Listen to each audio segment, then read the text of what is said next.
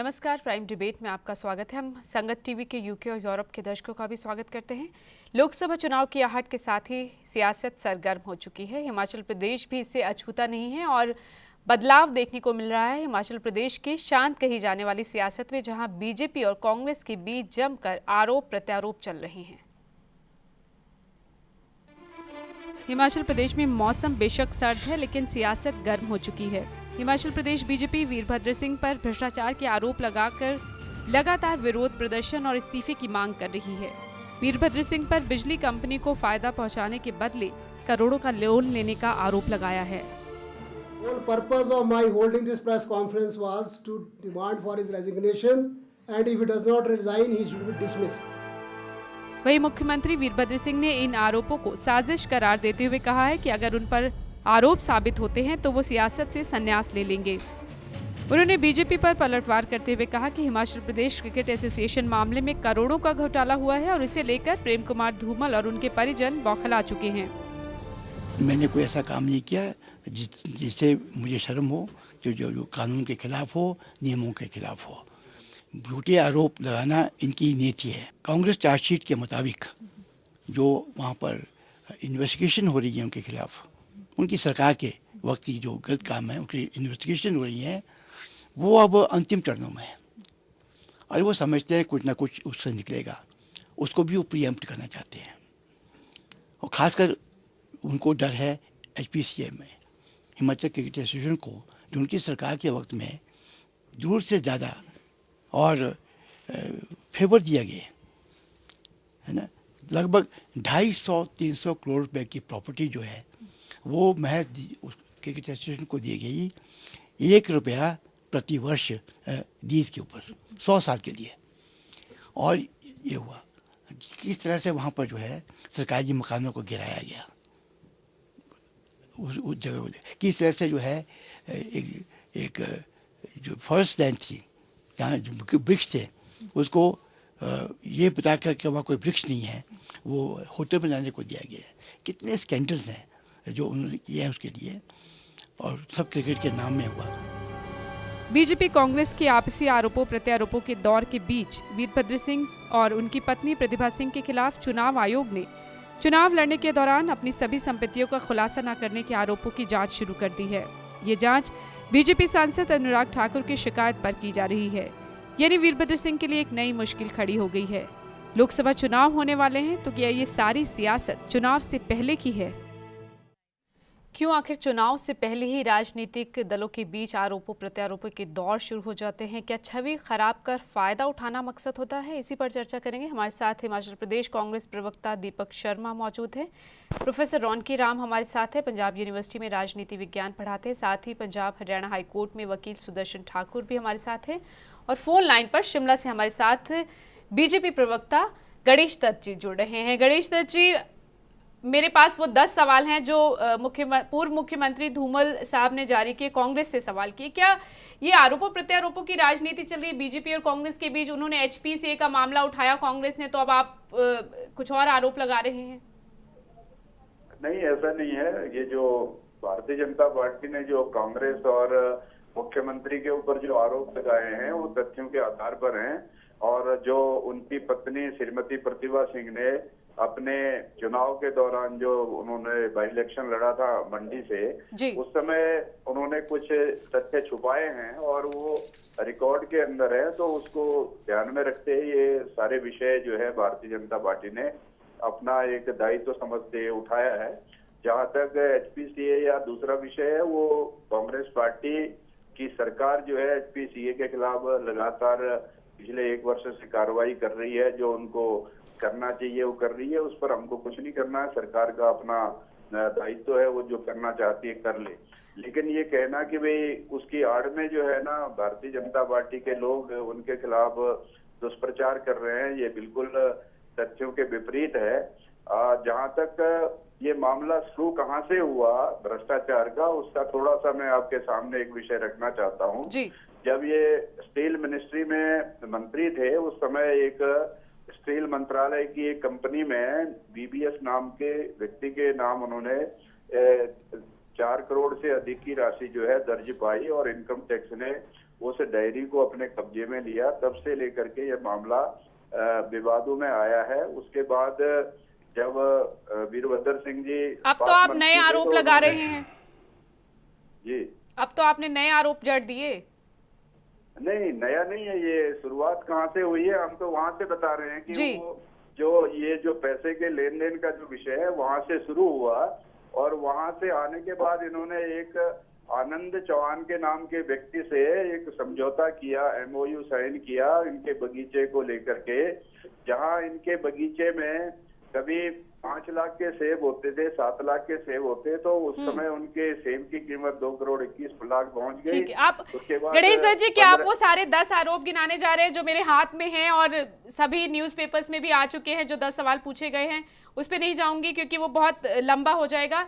दीपक शर्मा हमारे साथ स्टूडियो में मौजूद है, उनसे आप जो आरोप लगा रहे हैं उस बारे में उनका क्या कहना है। दीपक जी, आप HPCA को लेकर उनकी जांच कर रहे हैं, वो आप पर आरोप लगा रहे हैं, तो क्या ये लोकसभा चुनाव क्योंकि आने वाले हैं उससे पहले क्या ये छवि को खराब, एक दूसरे की छवि खराब करने की कोशिश है, या वाकई इसमें तथ्यों की भी कोई बात है? नहीं, आपने बहुत अच्छी बात कही, और बल्कि हमारी जो प्रश्न आपने किया उसका जवाब भी आपके इसमें ही है कि ये जो आरोप प्रत्यारोप की है, ये मात्र भारतीय जनता पार्टी अपना जो इनके कांग्रेस पार्टी ने एक चार्जशीट जो है वो बनाकर सौंपी थी, जो आज सरकारी दस्तावेज है, उसके आधार पर जब कार्रवाई होने लगी और उसमें जो भारतीय जनता पार्टी के काले चिट्ठे जो हैं वो उसमें से निकले, उसका काउंटर करने के लिए भारतीय जनता पार्टी ने जो है इस मुद्दे को उठाया है। नहीं, वो जो बिजली कंपनी की बात कह रहे हैं उस मामले में जांच भी हो रही है। देखिए, उसमें बड़ी स्पष्ट है कांग्रेस पार्टी की नीति। अखिल भारतीय कांग्रेस कमेटी के राहुल गांधी जी के भी निर्देशानुसार यही है कि हम 0 टॉलरेंस लेकर चले हैं भ्रष्टाचार के प्रति। अब वो बीजेपी जो है इस्तीफे की मांग कर रही है वीरभद्र देखिए, सिंह। भारतीय जनता पार्टी की मांग करना, ये जिस वजह से मांग कर रहे हैं वो और वजहें हैं, लेकिन जहां कहीं भी कांग्रेस में भ्रष्टाचार ऐसा उजागर हुआ कहीं पे भी, उस पर कांग्रेस ने कार्रवाई की है। यहाँ पर माननीय वीरभद्र सिंह जी व्यक्तिगत रूप से सारे तथ्य देकर इसको स्पष्ट कर चुके हैं कि स्थिति क्या है।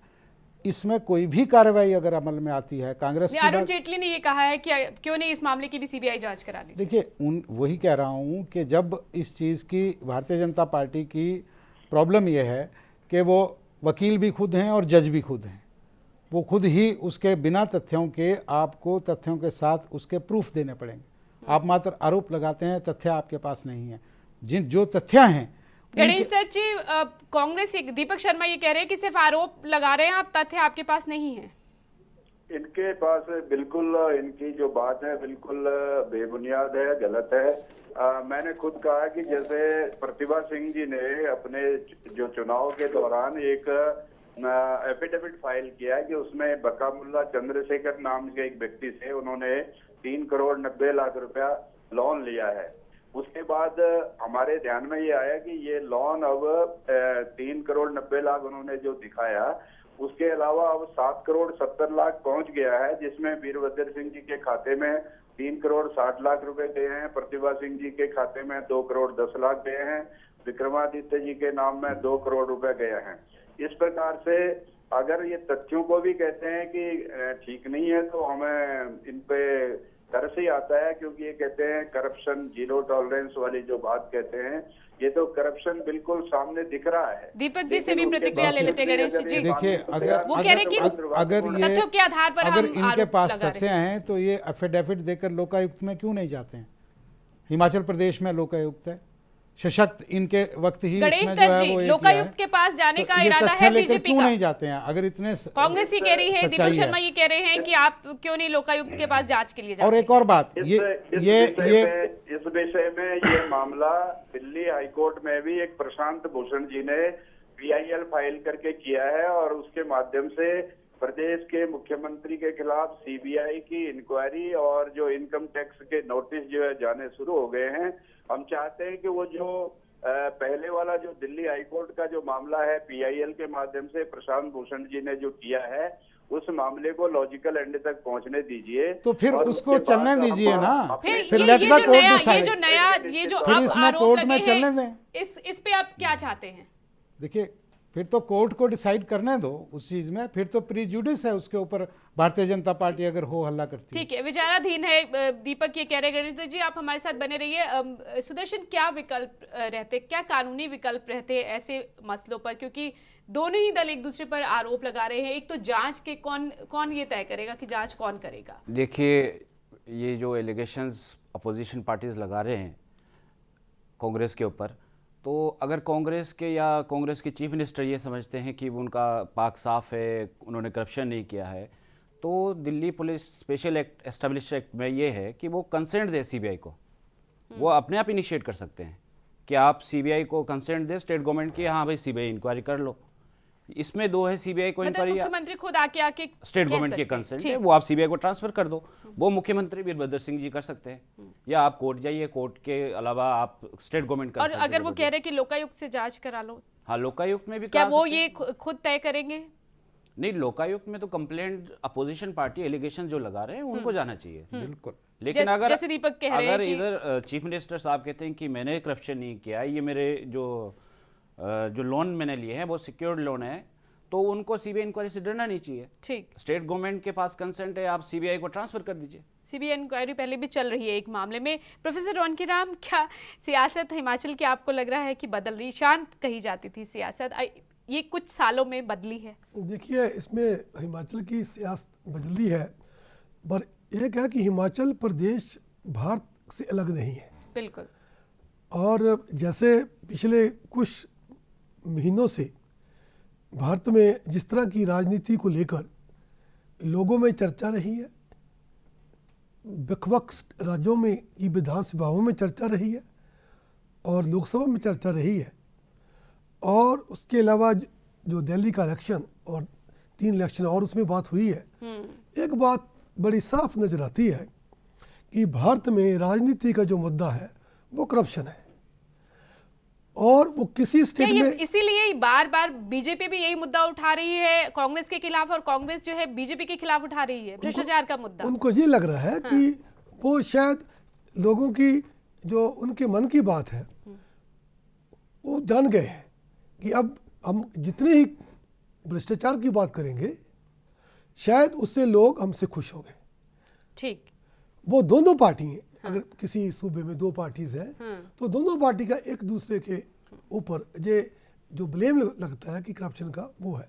उसमें एक बात आती है कि ये जो करप्शन की बात है, इस वक्त इलेक्शन आने वाले हैं अप्रैल 2014 में, ये मुद्दे पहले क्यों नहीं उठे? बिल्कुल यही सवाल था इस पे ये है, इस दौरान ही क्यों? हाँ जी, हिमाचल में एक्चुअली में क्या है, हिमाचल के लोग बहुत ही शरीफ किस्म का है, करप्शन बहुत कम है। जब से ये hydro projects, private hydro projects Himachal में आए हैं, तब से यहाँ पे करप्शन का ग्राफ बहुत ऊपर गया है। आप ऑफिसेज में जाइए, हिमाचल में लोग बहुत शरीफ है, करप्शन बहुत कम है।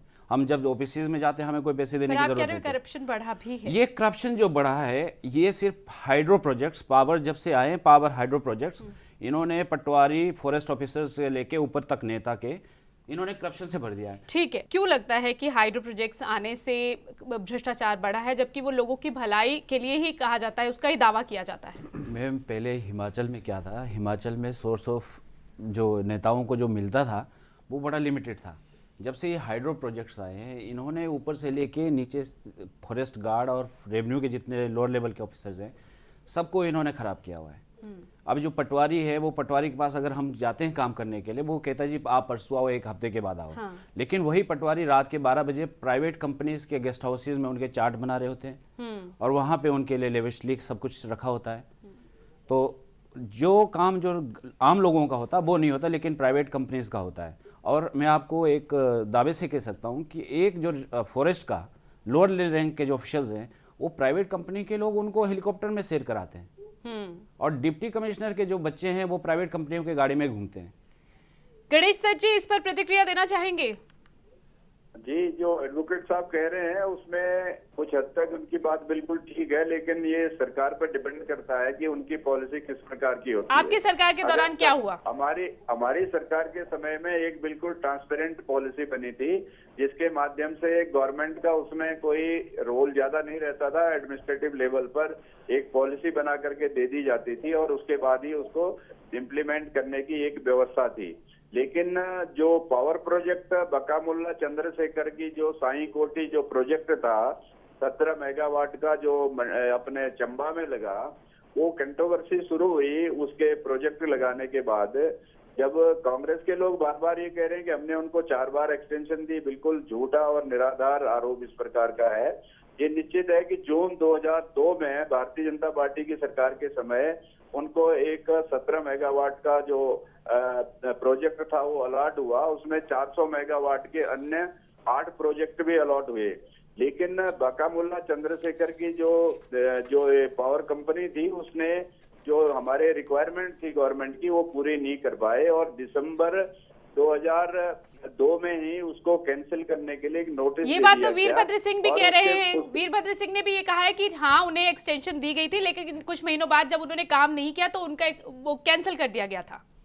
नहीं, उसके बाद इनका जो कहना है ना कि 2002 जून में जो दिया, दिसंबर में वो उनका कैंसिल करने का नोटिस दे दिया। उसके बाद फरवरी में 2003 में भारतीय जनता पार्टी की सरकार चली गई, और उसके बाद लगातार ये उसको एक्सटेंशन देते रहे, और 2004 में एक बार उनका जो टर्मिनेट भी कर दिया। लेकिन उसके बाद दोबारा से 3 बार उसको कैबिनेट में ले जाया गया, और कैबिनेट ने कहा कि इसको बार बार क्यों लाया जा रहा है यहाँ पर। और उसके बाद वो व्यक्ति हाईकोर्ट गया, हाईकोर्ट से भी हारा, फिर सुप्रीम कोर्ट गया।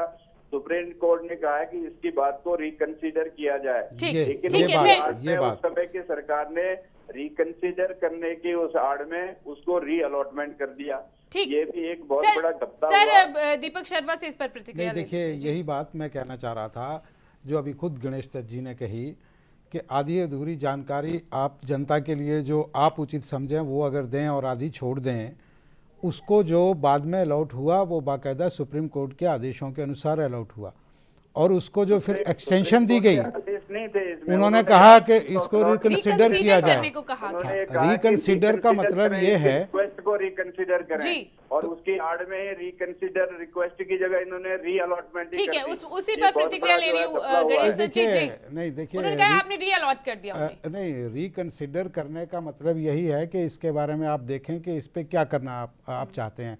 भारतीय जनता पार्टी ने जब दिया तो इन्होंने क्या बिल्कुल ऐसे ही दे दिया उनको प्रोजेक्ट, इनके वक्त वो प्रोजेक्ट दिया गया। और फिर जो एक्सटेंशन की बात कर रहे हैं कि इनको एक्सटेंशन दी गई, वो एक राष्ट्रीय नीति है, ऊर्जा नीति है, उसके अनुसार उनको वो देना ज़रूरी है। एक बार कहा, 2 बार कहा, 3 बार कहा, फिर नहीं, जब उन्होंने पूरा किया तो वो कैंसिल कर दी। मेरे कहने के मतलब प्रश्न ये नहीं है, प्रश्न ये है कि भ्रष्टाचार के ऊपर हम तो भारतीय जनता पार्टी से सिर्फ एक प्रश्न पूछना चाहते हैं, कहीं भी भ्रष्टाचार हुआ, कांग्रेस पार्टी के राज में कहीं ऐसे व्यवस्था में अगर कोई अमानत में खयानत हुई, कांग्रेस ने उसके ऊपर कार्रवाई की?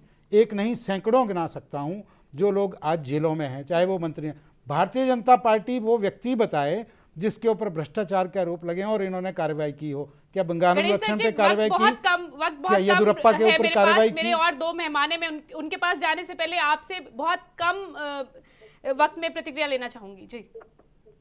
जी, वो कह रहे हैं कि आपने कभी कोई बीजेपी ने कोई कार्रवाई नहीं की भ्रष्टाचार के बारे में भी अपनी सरकार और अपनी पीठ थपथपाना चाहते हैं कि भी उन्होंने कार्रवाई की, क्योंकि केंद्र में भी जो इनकी सरकार के मंत्री अंदर गए हैं उनकी बात कह रहे हैं। ये हिमाचल में ये पहला केस हुआ जो बकामुल्ला चंद्रशेखर वाले जो हाइड्रो पावर कंपनी का एक भ्रष्टाचार का सबसे बड़ा केस आया कि उसने पूरी की पूरी कांग्रेस पार्टी को ही और मुख्यमंत्री को भी कलंकित करके रख दिया। सर, आप हम फिर से शुरुआत पर आ रहे हैं। ठीक है, शुक्रिया गणेश दत्त जी हमारे साथ इस चर्चा में शामिल होने के लिए, क्योंकि वक्त खत्म होने को है। सुदर्शन, आप क्या कहना चाहेंगे जिस तरह से ये दौर चल रहा है? ये जोड़ना चाहता हूँ कि ये जो एलिगेशंस और काउंटर एलिगेशंस दोनों लगा रहे हैं, एक मैं साफ हूँ, एक मैं साफ हूँ।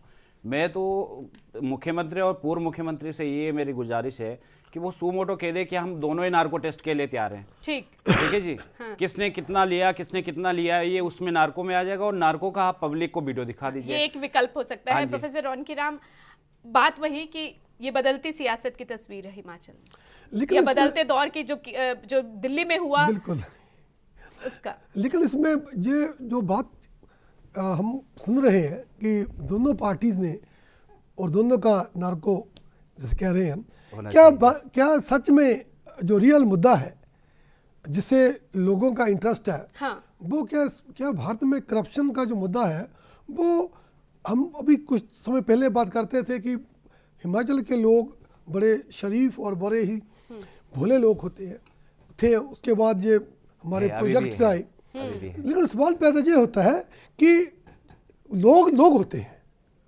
वो कहीं भोले हैं, कहीं वो शैतान है, कहीं वो थोड़ा सा एग्रेसिव है, लेकिन उन लोगों ने संस्थाओं से, उन लोगों ने सिस्टम से झुंझना है, सिस्टम के साथ वो डील करेंगे। व्यवस्था लेकिन उन्हें क्या दे रही है? उस सिस्टम से जब वो इंटरेक्ट करते हैं, करप्शन वहां से आती है, लोगों में करप्शन नहीं है। हाँ। तो बात ये है व्यवस्था सुधरनी चाहिए। व्यवस्था से, तो इसलिए पॉइंट ये है कि इन इलेक्शन में कहीं भी ये बात नहीं आ रही कि अगर बीजेपी सरकार पावर में, अगर बीजेपी पार्टी सरकार बनाती है या कांग्रेस सरकार बनाती है, उनने अब तक क्या किया कि ये करप्शन की जो स्थिति है उसको चेंज किया जा सके। हाँ, ये आपस में ही उलझे हुए हैं। उलझे हुए हैं, वो करते रहे। तो आम पार्टी जो है वो यही कह रही है कि ये तो उलझे हुए हैं, हम बताएंगे, तभी उसे जगह मिली आने की सियासत। ये मैम जितने भी पावर प्रोजेक्ट्स आए हिमाचल में, प्राइवेट पावर प्रोजेक्ट्स, इनमें आप देखिए पूर्व मुख्यमंत्री और प्रेजेंट मुख्यमंत्री ट्राइबल एरियाज में कोई जॉब करने नहीं जाएगा सरकारी, लेकिन इन कंपनियों में सारे इन नेताओं के रिश्तेदार भरे हैं।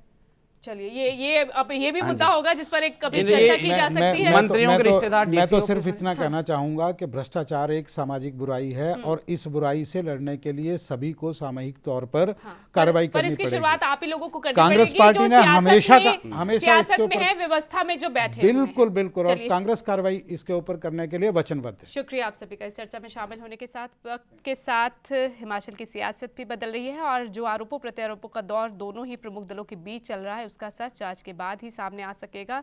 फिलहाल तो लोकसभा चुनाव से पहले और क्या क्या होता है वो देखने वाली बात होगी। नमस्कार। खबरों की दुनिया में आइए, हमारे साथ कहीं भी और कभी भी जुड़िए। हम मिलेंगे फेसबुक पर, हम दिखेंगे यूट्यूब पर, हमें फॉलो कीजिए ट्विटर पर। खबरों के साथ बने रहिए रात दिन।